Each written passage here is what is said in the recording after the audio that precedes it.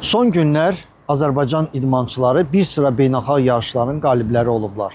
Məsəl üçün Misirdə İbrahim Usubov çimərlik güləşi üzrə dünya çempionu oldu. Özü də 4-cü dəfə tarixdə bu ikinci idmançımızdır ki, güləş üzrə 4 qat dünya çempionu olur. Birinci Eldəniz Əzizli idi.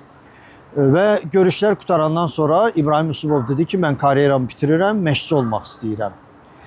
Hidayət Heydərov bizim Olimpiya çempionumuz cüdo üzrə Meksikada Grand Prix qalibi olandan sonra dedi ki, eniş də mənim üçün vacibdir və məğlubiyyətlər də və qalibiyyət də və bütün azarkeşlərin tənqidi fikirləri mənə motivasiya verir.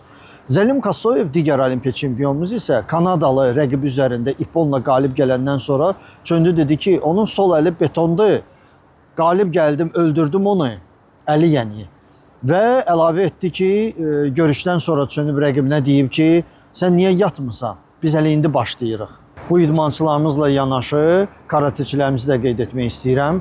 Fransada dünya çempionatının seçmə yarışı qutardı və orada Roman Heydərov, Mədinə Sadıxova, Turqut Həsənov və Asimən Qurbanlı lisenziya qazana bildilər.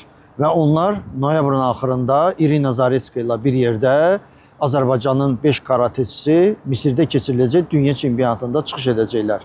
Mədinənin fikirləri maraqlı gəldi. Mədinə qalib olandan sonra elan etdi ki, mənim üçün əsas görüş yarım final idi və mən rəqibimdən revanş ala bildim 6-0 hesabı ilə və dünya çempionatında medal üçün vuruşacaq. Onlara uğurlar.